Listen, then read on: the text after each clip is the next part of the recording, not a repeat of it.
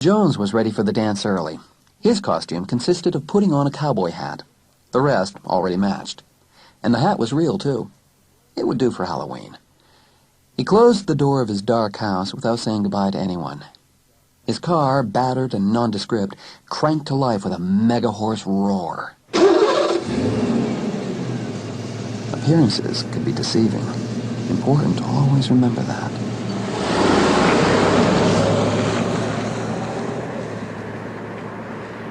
Jones drove slowly down Main Street with his small, expensive shops.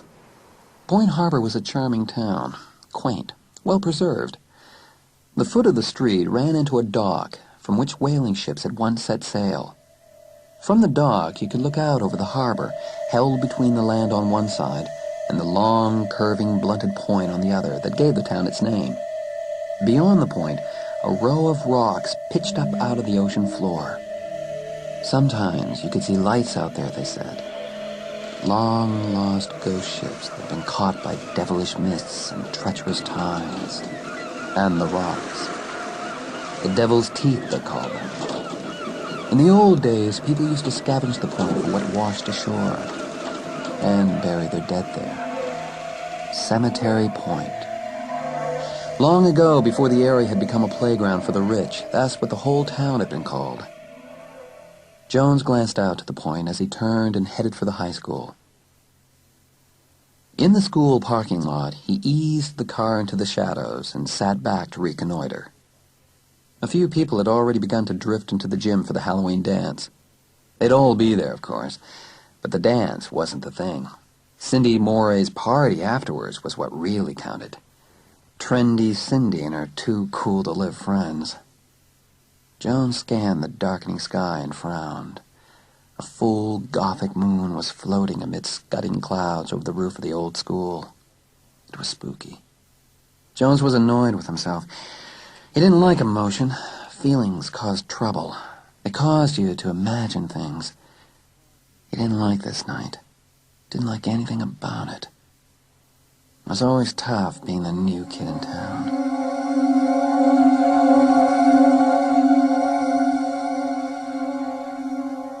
Charity Webster was standing in front of her mirror admiring her witch's costume. A very unwitchy black Lurex bodysuit with a short sequin tunic over it. She'd painted her red hair liberally with white, put on false fingernails of blood red. Downstairs, she heard the kitchen door bang shut. Her mother was home. Now she could go. When all was ready, she took one final look at herself before the glass. Will I have fun? Yes, I will. And who knew? She might. Charity was going to have a good time, even if it killed her.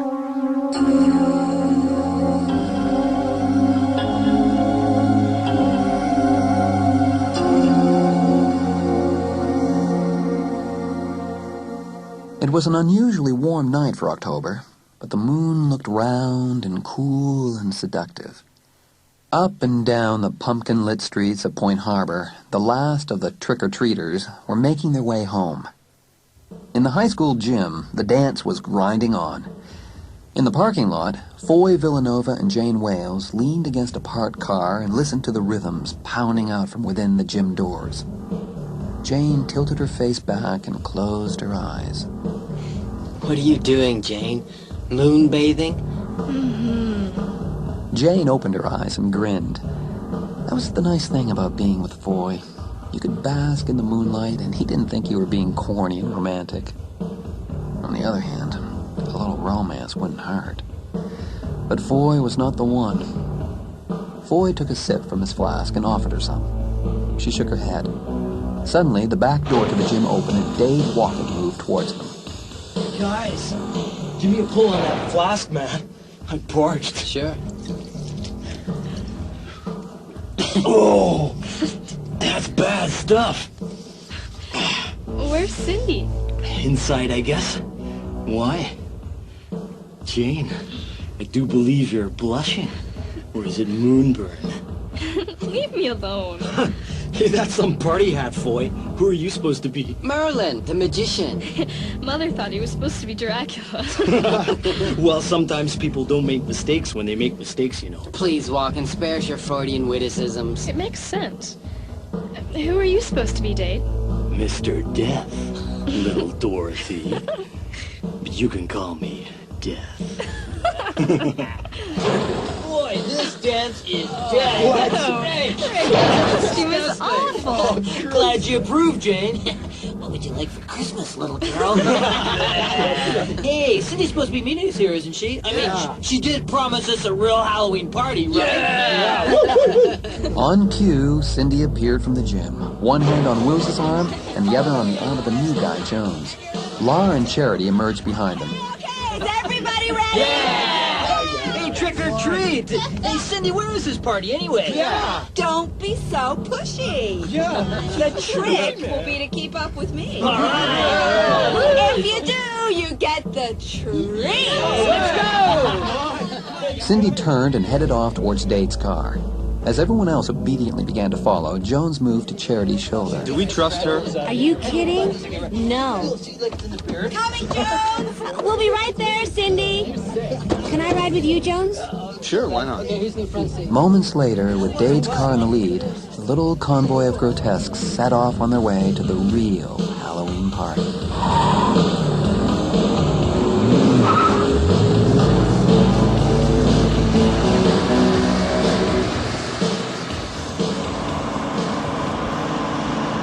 Don't let them get too far ahead or we'll lose them. Don't worry, Chair. They won't get away.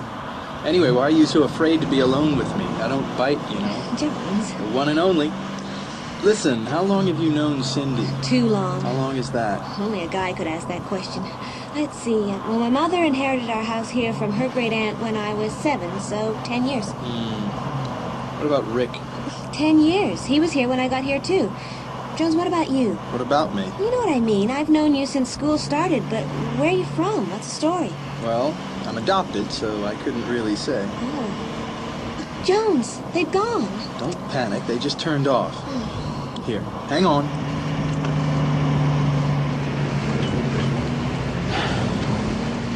Any idea where we're going? We're headed out to Cemetery Point. You scared? No one comes out here anymore. The road's been sealed off for as long as I can remember. They say it's dangerous, something about erosion and the tides. Well, the road isn't sealed off now. Look. Jones pointed ahead. Sure enough, the metal gate in the barbed wire fence was propped open. Jones eased the car through, and they caught sight of taillights just ahead. Suddenly, Cher felt a thin shiver across her neck and shoulders, as if someone had laid a single burning finger against the nape of her neck. She reached up quickly, just as Jones pulled his hand back. Don't do that. You are afraid. That's okay. Being afraid's okay. Charity glanced at Jones. His eyes were fixed on the road ahead. It was hardly a road, more like a deeply rutted, nearly overgrown trail. Beside them, signs flickered by on the twisted, saltwater, stunted trees. Danger. No trespassing. Go back. Do you see those signs? Somebody means business. As Jones switched off his headlights, Charity's heart jumped.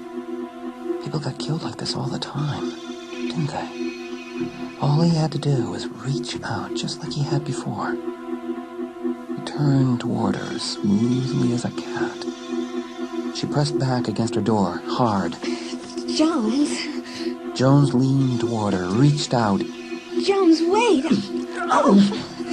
His hand clicked the door handle and the door opened, almost tumbling her out to the ground, pulling him with her so he lay almost on top of her. Cher felt his breath against her lips, then his lips on hers.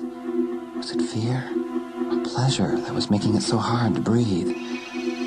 Whatever it was working. A sound made Charity open her eyes. A wrong sound. For a flash, she couldn't focus. And a flash was all it took. The flash of moonlight on the axe blade coming down. You're dead meat, Chair. It's a plastic axe. You think that's funny, Rick? Well, it's not. No way. Boy, you should have seen your face. Sometimes I just kill myself. Yeah, you're a real comedian, Carmack. Give me that. Hey, my axe! Play any more games like that, Santa Claus, and you'll hear from me.